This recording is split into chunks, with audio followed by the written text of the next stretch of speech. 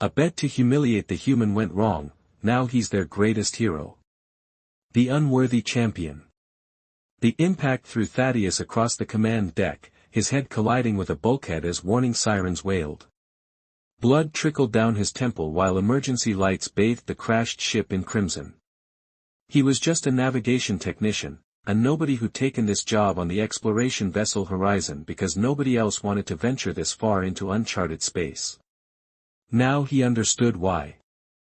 "Anyone?" he called, voice hoarse from smoke inhalation. "Captain Jameson." "Officer Reed?" Silence answered. The bridge was a twisted graveyard of metal and bodies. Thaddeus was the lone survivor. A bone-chilling screech of metal against metal rang through the ship as something, or someone, cut through the hull. Seconds later, tall figures in luminescent armor streamed into the bridge, their slender bodies moving with unsettling grace. Their skin shimmered with a pearlescent blue-silver quality, eyes glowing like twin moons. They weren't human. Not even close. "Lunari," Thaddeus whispered, recognizing the species from briefing materials. A reclusive, technologically superior civilization that guarded their territory with lethal precision. Territory they had apparently violated. One Lunari yanked him to his feet, speaking in a language that sounded like flowing water. They dragged him through the wreckage, past the bodies of his crewmates, and into their vessel, a gleaming ship that seemed to be carved from a single piece of iridescent crystal. Thaddeus lost track of time as they traveled. When the ship finally docked, heavy restraints were clamped around his wrists.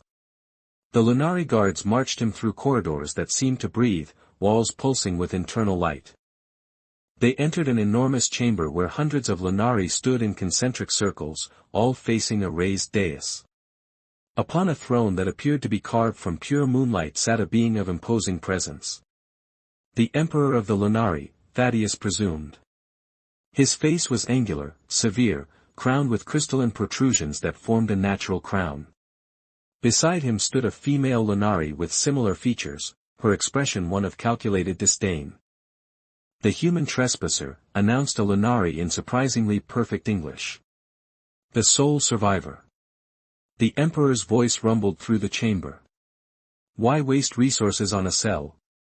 Feed him to the void beasts." Laughter rippled through the assembly. "Give him to me." The voice was soft but clear. All eyes turned to its source. Standing off to the side, nearly invisible in the grandeur of the court, was a smaller Lunari female. Unlike the others, her skin held less luminescence, her eyes a dimmer glow. She wore no elaborate adornments, no ceremonial armor, just simple robes. Despite this, something in her bearing suggested royal blood. "Linnea," the Emperor said, his voice dropping to a dangerous register. "You want this creature?" She lifted her chin. "I do." The Emperor's laugh was devoid of warmth. "Very well. A gift for my barren daughter. At least you'll have someone to prattle your theories to. Perhaps this human will appreciate your endless experiments, since no Lunari suitor ever would." The court erupted in cruel laughter.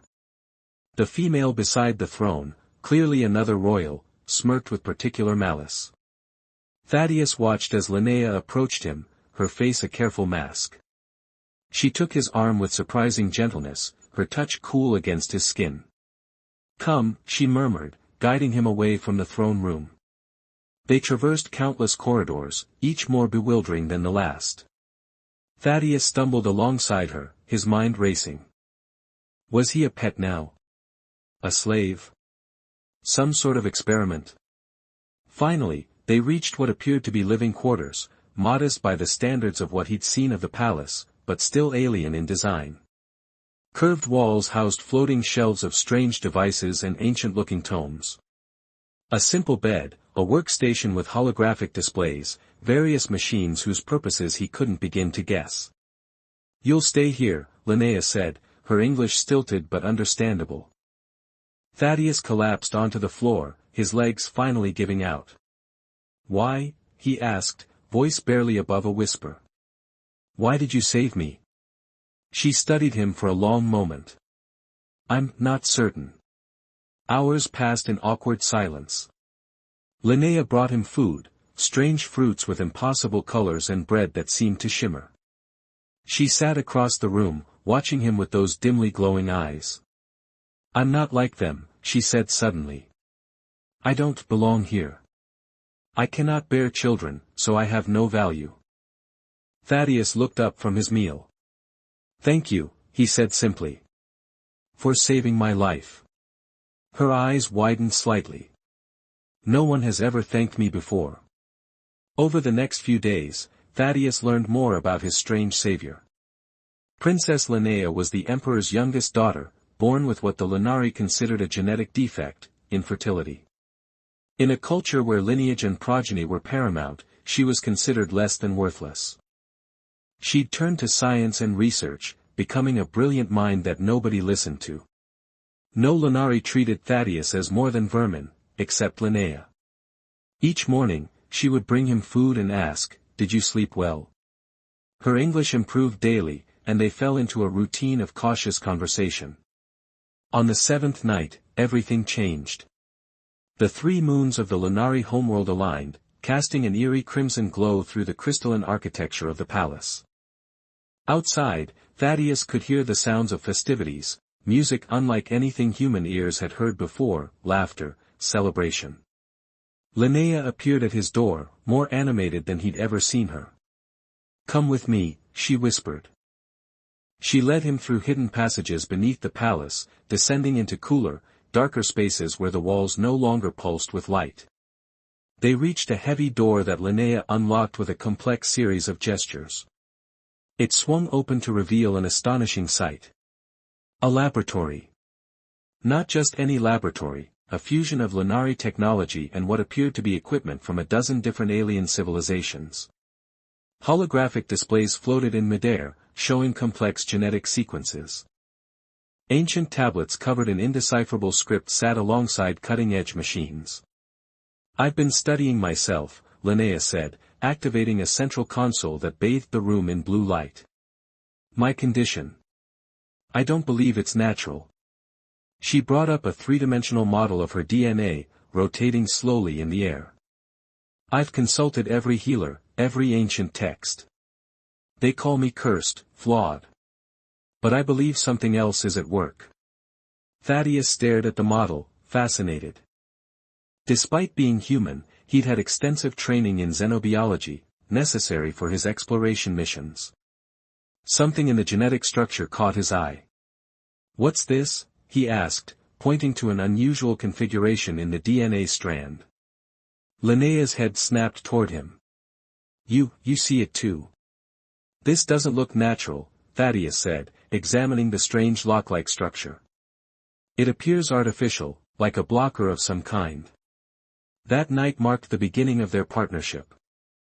Linnea shared her research, Thaddeus contributed his knowledge of comparative biology. Despite their vastly different origins, their minds seemed to complement each other perfectly. Hours melted away as they worked side by side. For the first time since he'd met her, Linnea laughed, a hesitant, musical sound. You're more clever than you appear, she said. Thaddeus smiled. And you're kinder than you let on. Her expression softened, caught off guard by the simple observation. No one says such things to me. Their work continued in secret for days, but their closeness didn't go unnoticed. Duchess Naira, Linnea's older sister, observed them with growing suspicion.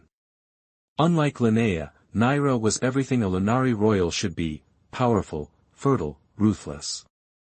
She despised her younger sister for being a blot on their bloodline and loathed humans as a species.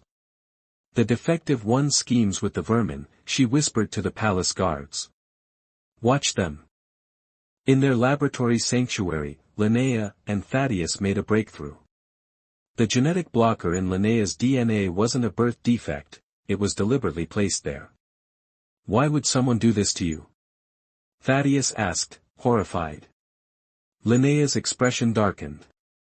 I was born under the Crimson Alignment, our most sacred celestial event. The ancient texts prophesy that a child born under such stars would bring great change to our empire.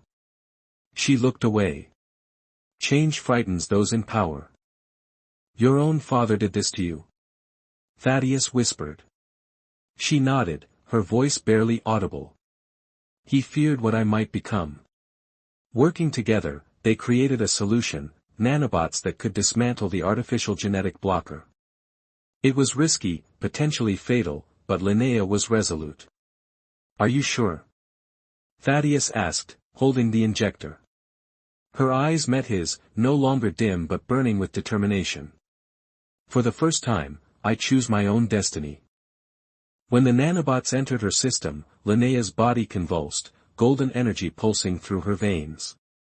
For terrifying minutes, Thaddeus held her, certain he'd killed her. Then, gradually, the convulsions subsided. Her eyes fluttered open, now glowing with the full luminescence of her people. I feel whole, she whispered. What neither knew was that Naira's spies had planted tracking devices on Linnea's robes.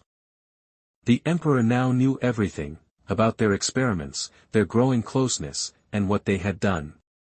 And he was preparing his response. 2 nights later, Thaddeus and Linnea stood in a secluded garden atop the palace, beneath the stars they'd both been born under. I've been dreaming, Linnea confessed, of freedom. Of being valued for who I am, not for what I can or cannot provide. Thaddeus faced her, his heart pounding. You deserve that and more. Their hands intertwined, and in a moment that defied the vast gulfs between their worlds, Linnea leaned forward and brushed her lips against his, hesitant, questioning, alive with possibility. Unknown to them, in the shadows, the Emperor's guards watched. And they saw everything. The storm was coming. The throne room crackled with tension as Thaddeus knelt in chains. Linnea stood beside him, her spine straight, her eyes defiant. Emperor Koros loomed above them from his luminescent throne, his face a mask of cold fury. Duchess Naira stood at his side, satisfaction gleaming in her eyes. Do you deny it? The Emperor thundered, his voice echoing through the vast chamber packed with Linari nobility. Linnea lifted her chin. I deny nothing. Gasps rippled through the crowd. Thaddeus kept his eyes on Linnea, marveling at her courage. You allowed this creature to touch you, Emperor Koros hissed, disgust dripping from every word. You, who carry the blood of 1,000 generations of Linari royalty. He is more noble than your entire court, Linnea replied, her voice carrying clearly across the stunned silence. The Emperor turned his glacial gaze to Thaddeus. I should have you atomized where you kneel, human. Thaddeus met his stare. You tried to silence her by giving me to her. Instead, you helped her find her voice. Emperor Koros raised his hand, ready to signal the execution, when Linnea's voice rang out with crystalline clarity. I'm pregnant. The throne room froze. No one breathed. The Emperor's hand remained suspended in mid-air, trembling slightly.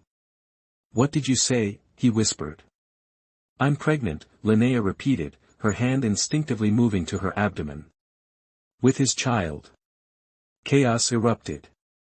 Nobles cried out in horror and disbelief. Priests collapsed in shock. Duchess Naira staggered backward as if physically struck. Impossible. Emperor Koros roared. You are barren.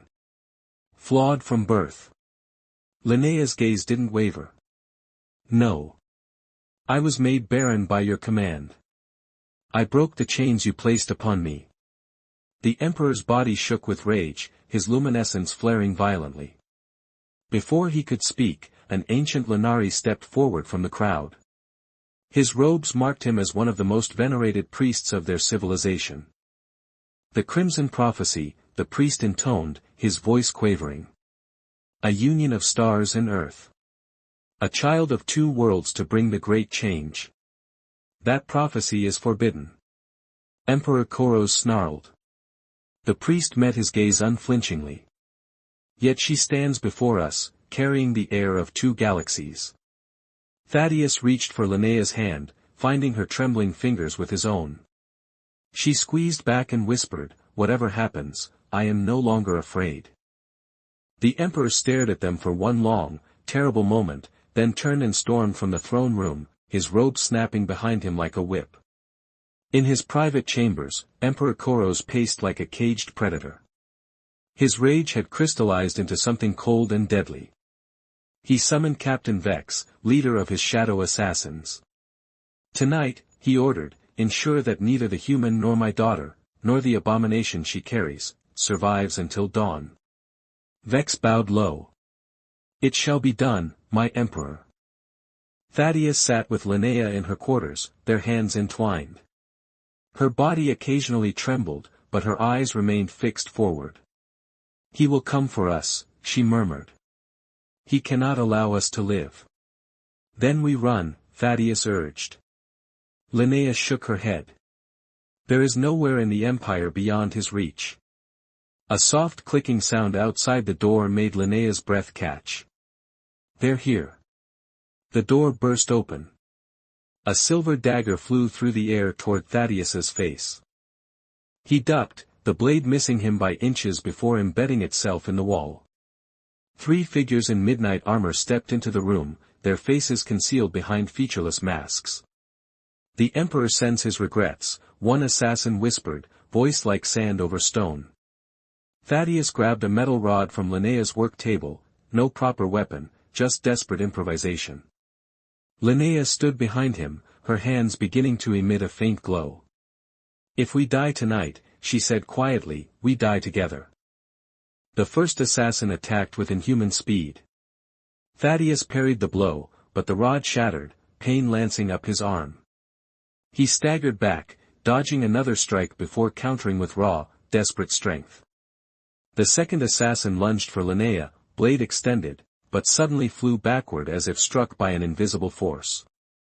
Thaddeus whirled to see Linnea's hands pulsing with energy, her face a mask of shock. "You have power?" Thaddeus gasped. "I didn't know until now," she replied, staring at her glowing palms. The fight grew vicious. Thaddeus managed to disarm one assassin but took a deep slash across his side. Blood soaked his clothes as pain blazed through him. Linnea unleashed another energy burst, but her strength was clearly waning. As the third assassin raised his blade to Linnea's throat, a blinding flash of light filled the room. The assassin crumpled to the floor, a smoking hole in his chest. Duchess Nyra stood in the doorway, an energy weapon in her hand. Linnea stared at her sister in disbelief. Why would you help us?" Nyra's lip curled in disdain.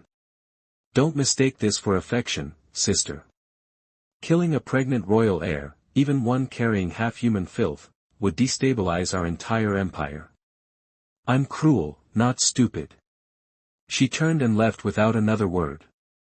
Moments later, palace guards rushed in, securing the room and the remaining assassins.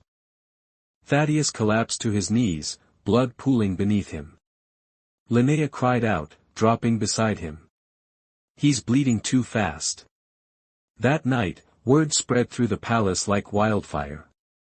The emperor had attempted to murder his own daughter and her unborn child, an act so taboo that even the most loyal supporters couldn't defend it. In his chambers, Emperor Koros stared at his reflection in a mirror of liquid crystal, watching his own luminescence dim with the realization that he had not erased a threat, he had created a legend. Thaddeus recovered slowly in a healing chamber, his wound sealed by Lunari technology that left barely a scar. Linnea rarely left his side, her hand often resting protectively over her belly. "You almost died," she whispered one night. Thaddeus managed a smile. "But I didn't." Beyond the healing chamber, the palace simmered with tension. Guards patrolled every corridor with uncertain loyalty. Nobles avoided each other's gazes. The common Lunari, having heard rumors of the attempted assassination, gathered outside the palace walls in growing numbers. Not everyone accepted the change that was coming. The emperor made one final desperate attempt, ordering a poison to be slipped into Thaddeus's medicine. But the royal physician, seeing which way the wind was blowing, confessed the plot instead of carrying it out. By dawn, thousands of Lunari had surrounded the palace, their voices united in a chant that echoed through the crystal spires, "Protect the Starborn. Long live Linnea." The emperor sat alone on his throne, no guards, no advisors remaining loyal. When the grand doors opened, he expected an army to arrest him. Instead, only Linnea entered, with Thaddeus at her side.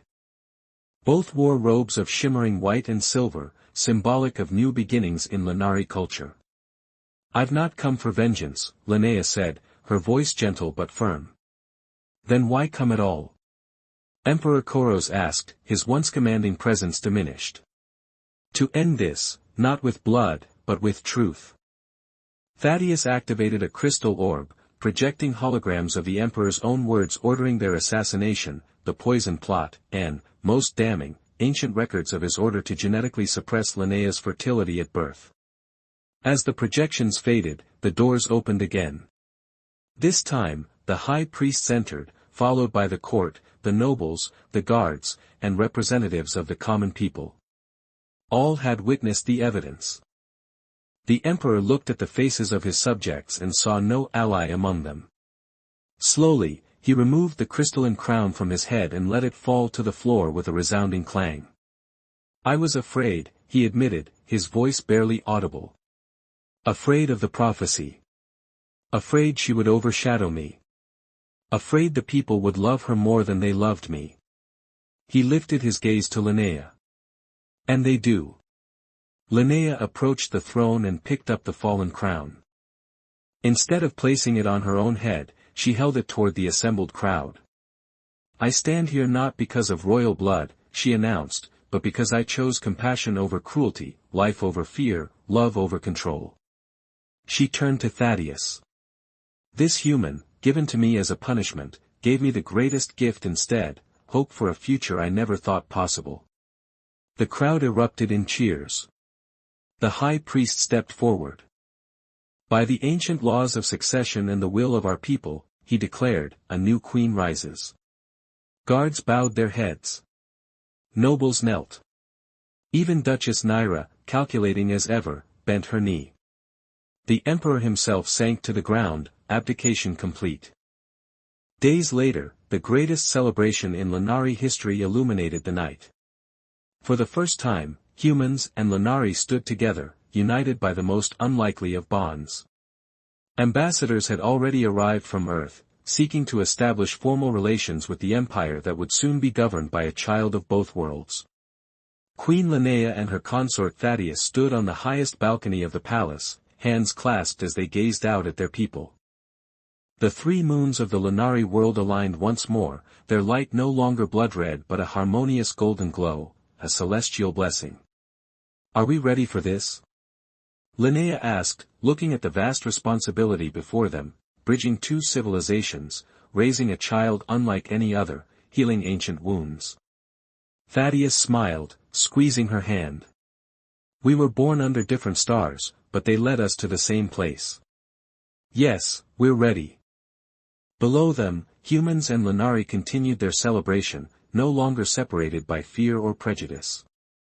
Above them, the stars watched over the beginning of a new era, one that had been written in the cosmos long before either of them took their first breath. Beyond the palace walls, on distant Earth and throughout the Lunari colonies, word spread of the human who had been given as a mockery gift and had instead become the catalyst for the greatest peace the galaxy had ever known. The humiliation that had been intended became the foundation of a legend that would echo across the stars for generations to come.